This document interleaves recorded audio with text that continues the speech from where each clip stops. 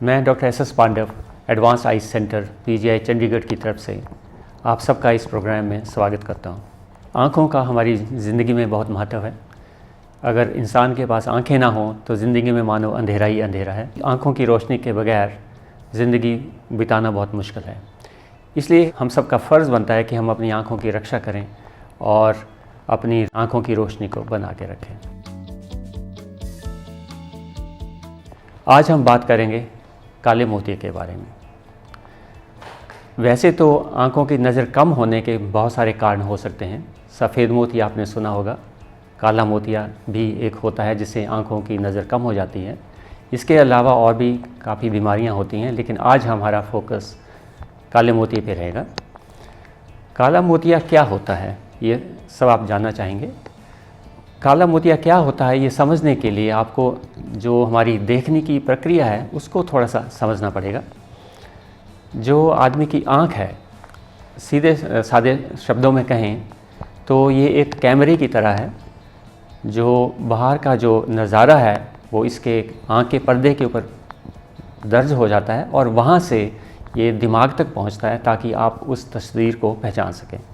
अब ये जो इस प्रक्रिया में आँख का जो सीन है, जो आँख में जो दिखाई दे रहा है, वो दिमाग तक उसको भेजने के लिए आँख और दिमाग के बीच में एक कनेक्शन है जिसको हम ऑप्टिक नर्व कहते हैं।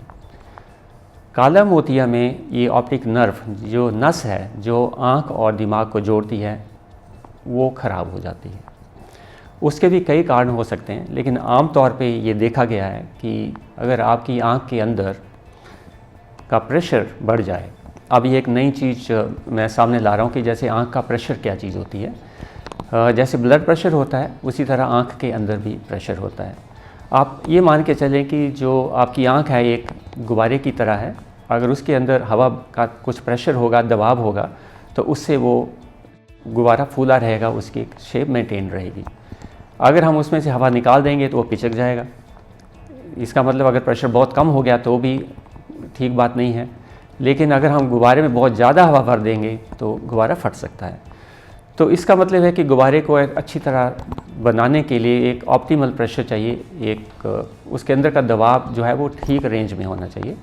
तो आँख में भी ऐसा ही, आँख के अंदर भी एक प्रेशर होता है जिससे ताकि आँख अपना ठीक तरह से काम कर सके।